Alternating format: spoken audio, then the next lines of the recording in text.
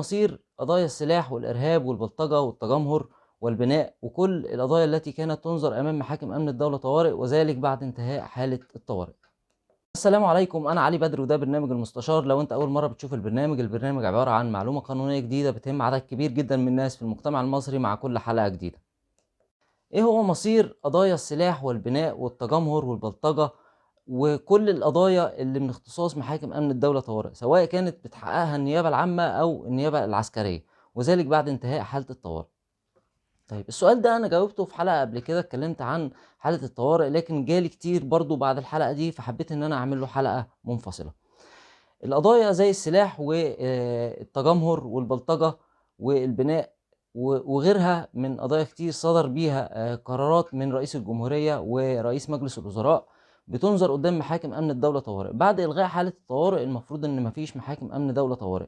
طيب إيه مصير القضايا المنظورة قدام المحكمة دلوقتي؟ والقضايا الجديدة كمان هيكون مصيرها إيه؟ في الحقيقة الحل أو الجواب على الأسئلة دي كلها هتجاوبنا عليه نص المادة 19 و20 من قانون الطوارئ رقم 162 سنة 1958. فهنا هنفرق ما بين حالتين: القضايا اللي لسه ما اتنظرتش قدام المحكمة اللي هي قيد التحقيق، يعني هي القضية دلوقتي بتتحقق سواء في النيابة العامة أو في النيابة العسكرية ولسه ما اتحالتش للمحكمة وجت انتهت حالة الطوارئ، هنا هتحال قدام المحاكم العادية. هيبقى بقى يا إما قدام محكمة الجنايات عادية أو قدام محكمة الجنح.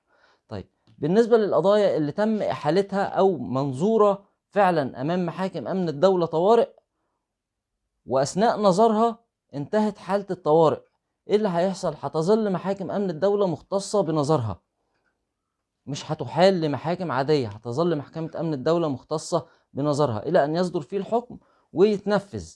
طيب هنتخيل أن الحكم صدر وتنفذ، الحكم سليم. طب الحكم صدر وتم التظلم فيه للحاكم العسكري، والحاكم العسكري هنا جاء قال إعادة للمحاكمة. إعادة المحاكمة هتعاد قدام أنه محكمة، المحكمة العادية ولا محاكم أمن الدولة طوارئ؟ برضه هتعاد قدام محكمة أمن الدولة طوارئ. إذا الفاصل هنا القضية في حوزة مين؟ إذا كانت القضية هنا في حوزة محكمة أمن الدولة طوارئ وانتهت حالة الطوارئ وهي في حوزة المحكمة، محكمة أمن الدولة طوارئ مختصة بنظرها إلى أن يصدر فيها حكم، سواء بقى هيتنفذ أو سواء تم التظلم فيه للحاكم العسكري والحاكم العسكري قال إعادة للمحاكمة. إعادة للمحاكمة هيكون قدام محاكم أمن الدولة طوارئ. طالما اتحالت إلى محكمة أمن الدولة طوارئ قبل انتهاء حالة الطوارئ فإذا هنا المحكمة مختصة بيها، حتى لو تم التظلم في الحكم والتظلم قال إن هو يتم إعادة المحاكمة برضه هتكون قدام محاكم أمن الدولة طوارئ.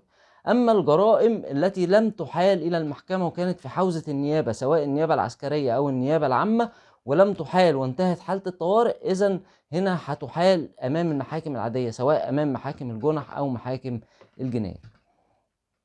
كده أنا جاوبت على السؤال من كل الجوانب والحلقة انتهت.